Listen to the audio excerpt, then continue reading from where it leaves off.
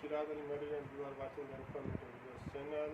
तो आज का जो हमारा टॉपिक है वो है फॉरेस्ट लेसन प्लान, जो कि सिंध एजुकेशन फाउंडेशन सेफ में बहुत ही ज़्यादा कारआमद साबित होता है और बहुत ही इसको अहमियत है कि फॉरेस्ट लेसन प्लान अपने स्कूलों में अपनी क्लासेस में डिलीवर किया जाए। तो आज हम फॉरेस्ट लेसन प्लान के बारे में समझेंगे, पढ़ेंगे कि ये फॉरेस्ट लेसन प्लान है क्या और कैसे बनाया जाता है। तो सबसे पहले मैं आपको इंट्रोडक्शन में आपको बताता हूँ फॉरेस्ट लेसन प्लान। जैसे कि आपको ये शीट नज़र आ रही होगी कि फॉरेस्ट लेसन प्लान में सबसे पहले आ जाता है नेम, बाद में आ जाता है सब्जेक्ट, नेम आ जाता है टीचर का कौन डिलीवर कर रहा है, और बाद में आ जाता है सब्जेक्ट कौन सा पढ़ा रहा है, बाद में आ जाता है टॉपिक के आपका टॉपिक है क्या। टॉपिक के बाद आपको रिसोर्सेज की ज़रूरत पड़ेगी कि जो आपका टॉपिक है उसके मुतालिक आपको कौन कौन सी चीज़ों की ज़रूरत पड़ेगी। जब रिसोर्सेज भी आपको मिल जाएंगे तो आपका ऑब्जेक्टिव जो है सेल होगा कि आप जो टॉपिक के हिसाब से ऑब्जेक्ट अपना लेकर आए कि बच्चे क्या सीख कर काबिल बनेंगे, क्या कुछ आप बच्चों को सिखाएंगे और बच्चे किस काबिल बन जाएंगे। तो ये हो जाए ऑब्जेक्टिव क्या होती है। फॉरेस्ट में पहली जो आ जाती है वो होती है एक्टिवेटिंग प्रोर नॉलेज। एक्टिवेटिंग प्रोर नॉलेज का मतलब क्या होता है? एक्टिवेटिंग प्रोर नॉलेज का मतलब यही होता है कि हम जब अपना टॉपिक पढ़ाना चाहते हैं तो पहले बच्चों को ब्रेन स्टॉर्मिंग करवाते हैं। ब्रेन स्टॉर्मिंग का मतलब ये होता है कि हम देखना चाहते हैं कि बच्चे को कौन कौन सी चीज़ें हमारे टॉपिक के मुताबिक आती हैं, कितनी नॉलेज पहले ही बच्चे के दिमाग में भरी हुई है, या कितना हमें पोटेंशियल इस्तेमाल करना होगा बच्चों को ये टॉपिक पढ़ाने में, समझाने में। तो ब्रेन स्टॉर्मिंग कैसे होती है ये मैंने एक अलग सी शीट बनाई हुई है, जो कि मैं आपको इसके बाद बताऊंगा कि कैसे कैसे लेसन प्लान बनाया जाता है और कैसे बच्चों को एक्टिविटी प्रोर नॉलेज करा के अपने टॉपिक पे ले आया जा सकता है। तो ये होती है एक्टिविटी प्रोर नॉलेज, मतलब अपने टॉपिक पर ले आए बच्चों को। उसके बाद आ जाती है एक्वायरिंग न्यू नॉलेज। अब आपको पता चल गया कि आपके बच्चे इस काबिल हैं कि ये ब्रेन स्टॉर्मिंग करते हैं, इतनी नॉलेज है और आप उनको अपनी तरफ लेकर आए, अपनी टॉपिक की तरफ लेकर आए। अब एक्वायरिंग न्यू नॉलेज में ये हो जाता है कि आप जो डिलीवर करना चाहते हैं अपना लेसन वो ईजीली आप बच्चों को पढ़ा सकेंगे। जो न्यू नॉलेज होगी अपने टॉपिक के मुताबिक वो आप उनको डिलीवर करेंगे और उनको वो पढ़ाएंगे। उसके बाद जो थर्ड आ जाती है वो होती है अप्लाइंग नॉलेज। अप्लाइंग नॉलेज में क्या होता है? जो आपने एक्वायरिंग न्यू नॉलेज दी बच्चे को वो आप अप्लाई करेंगे एज ग्रुपिंग के हिसाब से। आप बच्चों को कहेंगे कि ये रीडिंग हो गई, ये मैं आपको बताता हूँ दूसरी चीज़ में कि रीडिंग के बाद आप बच्चों को ग्रुपिंग करवाते हैं। ग्रुपिंग करवाने के बाद जो आपने पढ़ाई है वो खुद आपस में डिस्कसिंग करेंगे। डिस्कस करने के बाद आखिर आ जाती है असेसिंग नॉलेज। असेसिंग नॉलेज में ये होता है कि एवैल्यूएट करता है टीचर के जो मैंने रीडिंग करवाई है, जो मैंने लेसन डिलीवर किया है बच्चों तक, उस डिलीवर करने के बाद मैंने बच्चों को ग्रुपिंग करवाई है कि डिस्कस करें आपस में।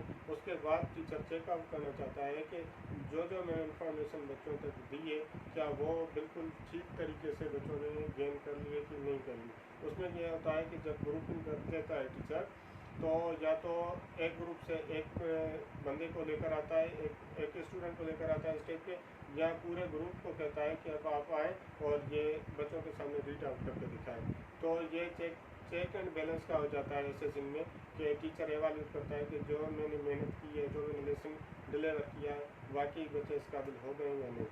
तो अब आए मैं आपको दूसरी शीट पे दिखाता हूँ जो मैंने न्यू बनाया हुआ है। लेसन प्लान ग्रेड 2 का ही है और इंग्लिश का है, वो मैं आपसे शेयर करता हूँ, देखें कि कैसे बनता है। और लेसन प्लान एक बनाया हुआ है जिसमें नेम लिखा है, अपना ही लिखा है शिराज अली मरी, और सब्जेक्ट जो है हमारा वो है इंग्लिश। इसके बिल्कुल करीब आपको नज़र आ रहा होगा कि ये जो मैं क्लास में डिलीवर कर रहा हूँ जिस क्लास में, वो ग्रेड 2 की इंग्लिश है। और टॉपिक जो हमारा है वो है ईद डे। ईद डे हमने कहाँ से लिया? Unit number 6 around the year. Around the year का ये एक लेसन है जिस पे आज हम लेसन प्लान डिलीवर करने वाले हैं अपने बच्चों की तरफ। तो रिसोर्सेज क्या है मेरे पास? रिसोर्सेज है, एक बोर्ड चाहिए, उसके साथ मुझे मार्कर चाहिए। मार्कर के बाद मुझे पोस्टर्स ऑफ स्वीट डिशेस के हों और ग्लासेस के हों और शूज़ के हों। ये जो हम ईद के त्यौहार पे न्यू चीज़ें खरीदते हैं और बनाते हैं, ये इन चीज़ों के रिसोर्सेज मुझे चाहिए। और पोस्टर ऑफ फूड भी हो, फूड जो खाने पीने की चीज़ें होती हैं उनके पोस्टर भी हैं मेरे पास। ये आ जाता है ऑब्जेक्टिव ऐसे लो कि मैं क्या डिलीवर करना चाहता हूँ बच्चों को कि बच्चे किस काबिल बनेंगे, क्या सीखेंगे उनसे। तो ये मैंने लिखा है student will be able to identify the activities of national and religious festivals. ये फेस्टिवल्स के बारे में मैं उनको बताऊंगा कि कैसे कैसे त्यौहार होते हैं, कैसे कैसे मनाए जाते हैं। ये बच्चे एबल हो जाएंगे, इस काबिल हो जाएंगे कि वो सीख सकें कि ईद डे क्या होता है, नेशनल फेस्टिवल्स, नेशनल त्यौहार जैसे होते हैं वो कैसे कैसे मनाए जाते हैं। तो सबसे पहले अब आ जाती है एक्टिवेटिंग प्रो नॉलेज। जैसे मैंने आपको बताया कि जैसे हम टॉपिक अपने ध्यान में रखेंगे कि ये मुझे डिलीवर करना है, तो एक्टिवेटिंग प्रो नॉलेज में क्या होता है कि बच्चों को हम अपनी तरफ अपने टॉपिक की तरफ ले आते हैं। तो इसमें मैंने लिखा है teacher will ask the question from the students that have you ever celebrate day, celebrate day, क्या आपने कोई दिन मनाया है आपस में। तो जाहिर ये बच्चे रिस्पॉन्स करेंगे, कमेंट करेंगे कि ये होता है, फन फेयर होता है, ये वो बहुत सारे जब कमेंट टीचर लेगा तो देन टीचर फिर बाद में क्या करेगा, टीचर उनको बताएगा अबाउट रिलीजियस फेस्टिवल्स के बारे में भी और नेशनल फेस्टिवल के बारे में भी। ऐसे होते हैं जैसे मैं बताऊँ आपको, नेशनल में अलामा डे हो गया, जैसे कायदे आज़म डे हो गया, या 14 अगस्त हो गई, 12 रबीउल अव्वल हो गया। तो ये नेशनल और रिलीजियस दोनों मिक्सर करके जब टीचर बताएगा तो उनको क्या होगा कि वो आहिस्ते आहिस्ते अपने टॉपिक की तरफ आते जाएंगे, मतलब ब्रेन स्टॉर्मिंग और एक्टिवेटिंग प्रो नॉलेज आती जाएगी। तो हमने एक मिसाल दिया है कि कैसे ले आएगा, ये तो बताया टीचर ने कैसे लेकर कैसे आएगा। तो एग्जाम्पल मैंने लिखा है कि टीचर बच्चों को बोलेगा कि इमेजिन करें कि आज ईद का दिन है। अब जैसे ये इमेजिन हो जाएगा तो ज़ाहिर बात है एवरीबॉडी जो है एक्साइटेड हो जाएगी कि ईद के दिन क्या क्या होता है, बिल्कुल उनको खींच के लेकर आएगा ईद के दिन, मतलब वो उस पूरी क्लास में जो माहौल बन जाएगा वो ईद का माहौल बन जाएगा, इमेजिनेशन आ जाएगा, बिल्कुल एवरीबॉडी एक्साइटेड होगा कि मैंने पिछली ईद पे ये कुछ किया था, ये कुछ पहना था, ये कुछ खाया था। मतलब पूरी क्लास के अंदर जो है एक्टिवेटिंग प्रो नॉलेज में टीचर अपने बच्चों को, अपने स्टूडेंट्स को उस टॉपिक पे मुकम्मल तरीके से लेकर आएगा। तो उसके बाद आ जाएगी acquiring new knowledge. Acquiring new knowledge में क्या होता है कि टीचर अपना न्यू टॉपिक लिखता है बोर्ड पे, पहले नहीं बताता बल्कि एक्वायरिंग न्यू नॉलेज में ही शो करता है कि आज का जो हमारा टॉपिक है वो है ईद डे। आज ईद डे रीडिंग करने से पहले, लेसन रीडिंग करने से पहले टीचर ये बिल्कुल इस बात का ख्याल रखें कि जैसे हम लेसन पढ़ाते हैं तो सबसे पहले उसकी जो होती है डिफ़िकल्ट वर्ड मीनिंग जो होती है जितनी भी होती है, आपको अगर 4 से 5 लाइन रीड करवानी है तो 4 से 5 लाइन तक जितनी आपके डिफ़िकल्ट वर्ड हो जाते हैं तो पहले आप वो राइट करें। ब्लैक बोर्ड पे हो चाहे वाइट बोर्ड पे हो, चाहे उनको आप क्या करेंगे कि 2, 4, 5, 8, 10 तक ऐसे करें कि 10 तक वर्ड जो हैं आपके वो आप वर्ड मीनिंग के हिसाब से लिख लें। जैसे कि मैंने लिखा है यूनिट नंबर 4 का पहले ये ईद डे। अब ईद डे क्या है, त्यौहार है, ये भी एक वर्ड हो जाता है। और उसके बाद क्या हो जाता है, इवेंट होता है, सेलिब्रेट होता है, और प्रे होती है, नमाज़ पढ़ते हैं, और वियर होता है, और क्लासेस और शूज़ वगैरह होते हैं। ये बच्चों को आप वर्ड मीनिंग के हिसाब से लिखवाएंगे। जब ये 10 मिनट कंप्लीट हो जाएंगे, ये इनको 10 मिनट देने होंगे आपको। 10 मिनट जब कंप्लीट तो जैसे वर्ड आप ये लिखवा देंगे 10 मिनट के बाद आप रीडिंग स्टार्ट करेंगे। इसको 20 मिनट देने, एक्टिवेटिंग प्रो नॉलेज को 5 मिनट और 20 मिनट इसको आपने देने एक्वायरिंग न्यू नॉलेज में 20 मिनट में 10 मिनट से आप वर्ड मीनिंग करवाएं अगर बिल्कुल न्यू लेसन है। और भले ना भी हो, आधा किया हो, आधा बाद में करेंगे, नेक्स्ट डे पे करेंगे, तो अभी आपको जो पहले करना होगा वो यही करना होगा कि नेक्स्ट डे की जो आप रीडिंग कराएंगे सबसे पहले उसके जो डिफ़िकल्ट वर्ड होते हैं वो आपने एनी हाउ लिखवाने जैसे बच्चे को ईजीली वो रीडिंग आ सके उन वर्ड्स की।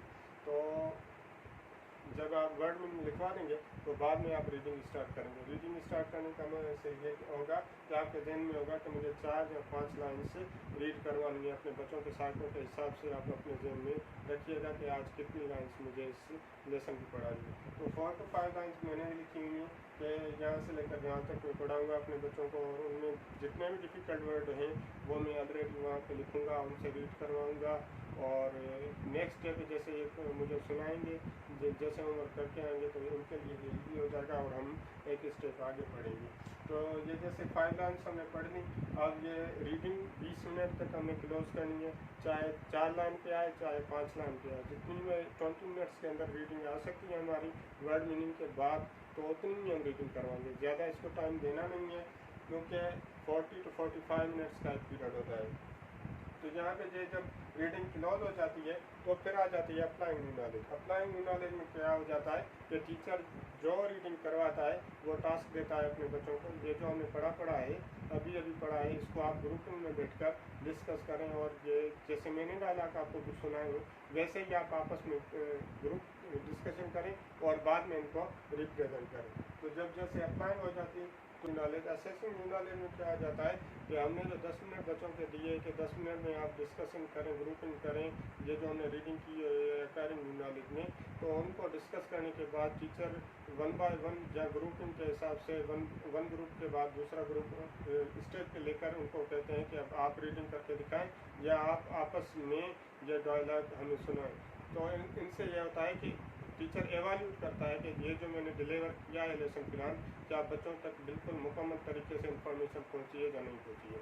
तो ये था आज हमारा पूरा 4 लेसन प्लान। अगर कोई भी इसके मुतालिक कोई आपको सवाल हो या क्वेश्चन हो तो बिल्कुल आप कमेंट में पूछ सकते हैं। और अगर आपको ये वीडियो अच्छी लगी हुई हो तो इसको लाइक करना मत भूलें, हमारे चैनल को सब्सक्राइब करें ताकि हमारी न्यू वीडियो आने वाली जो है आप तक जल्द से जल्द पहुँच सके। Thank you very much.